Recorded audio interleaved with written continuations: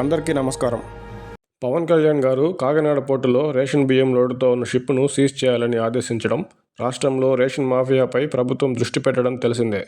రాష్ట్రంలో రేషన్ బియ్యం అవినీతి ఎప్పటినుంచో ఉన్నప్పటికీ గత వైసీపీ పాలనలో అది మాఫియా స్థాయికి చేరింది.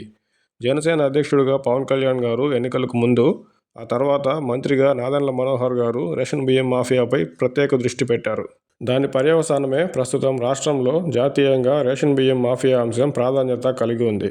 పవన్ కళ్యాణ్ గారు కాకినాడ పోర్టు పర్యటన అనంతరం జరుగుతున్న పరిణామాలు చూస్తుంటే పవన్ కళ్యాణ్ గారు సీజ్ ద షిప్ అంటూ రేషన్ మాఫియా తీగలాగితే ఏకంగా కాకినాడ పోర్టే కదిలింది. అయితే రేషన్ మాఫియాపై చర్చ జరుగుతున్న సమయంలో కాకినాడ పోర్టు లావాదేవీల అంశం తెర మీదకు రావడం యాదృచ్ఛికమా లేక కావాలని చేస్తున్నారా అనే అనుమానం ప్రజల్లో ఉంది.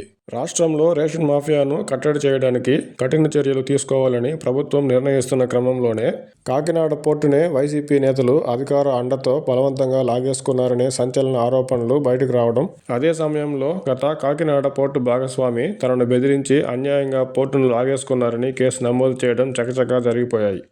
అయితే గతంలో ఎప్పుడు కాకినాడ పోర్టును లాగేసుకున్న అంశం ఇప్పుడు కేసు పెట్టిన గత భాగస్వామి కానీ, అప్పట్లో ప్రతిపక్షంలో ఉన్న టీడీపీ కానీ బయటపెట్టలేకపోవడం ఆశ్చర్యమే అనుకోవాలి. గత కొన్ని రోజులుగా రేషన్ బియ్యం మాఫియా చుట్టూ జరిగిన చర్చ కాస్త ఇప్పుడు పోర్టుపై పడింది. అసలు ముందుగానే సీజ్ చేసిన బియ్యం పోర్టుకు ఎలా చేరింది? కస్టమ్స్, చెక్ పోస్టులను దాటి రేషన్ బియ్యం షిప్ ఎలా ఎక్కింది? అన్నిటికీ మించి కలెక్టర్ గారు తనిఖీ చేసిన, పవన్ కళ్యాణ్ గారు వెలికి తీసిన రేషన్ బియ్యం ఎగుమతి చేస్తుంది వైసీపీ నేత ద్వారంపూడి చంద్రశేఖర్ రెడ్డి గారేనా, లేక వాటి వెనుక కూటమి నేతల హస్తం ఉందా? ఇలా షిప్లోని రేషన్ బియ్యం చుట్టూ ఎన్నో ప్రశ్నలు సమాధానాల కోసం వేచి ఉన్నాయి. ప్రస్తుతం రేషన్ బియ్యం మాఫియా అంశం పక్కకు పోయి పోర్టు బదిలీ అంశం తెర మీదకు రావడంతో రేషన్ మాఫియాపై వస్తున్న ప్రశ్నలుగానే మిగిలే అవకాశం ఉంది. అధికారం మంటతో అవినీతి చేయడం చూశానని బెదిరించి ఆస్తులను లాగేసుకోవడం ఇప్పుడే చూస్తున్నానని చంద్రబాబు గారు చెప్పడం కొంత అతిశయోక్తిగా అనిపిస్తుంది. పోర్టుల అంశానికే వస్తే ఆంధ్రప్రదేశ్లోనే గతంలో అదానీ గ్రూప్ కృష్ణపట్నం, గంగవరం పోర్టులను ఇదే విధంగా లాగేసుకుందనే ఆరోపణలు అప్పట్లో వెల్లువెత్తిన సంగతి ప్రజలకు తెలియంది కాదు.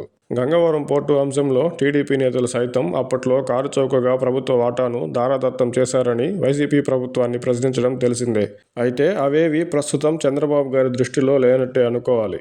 రాజకీయ నాయకులు తమకు కావాల్సిన వరకు మాత్రమే మాట్లాడతారని, మిగిలిన అంశాలను యథాలాపంగా ఉద్దేశపూర్వకంగానే మర్చిపోతారని చంద్రబాబు గారి వ్యాఖ్యలతో మరోసారి రుజువైంది.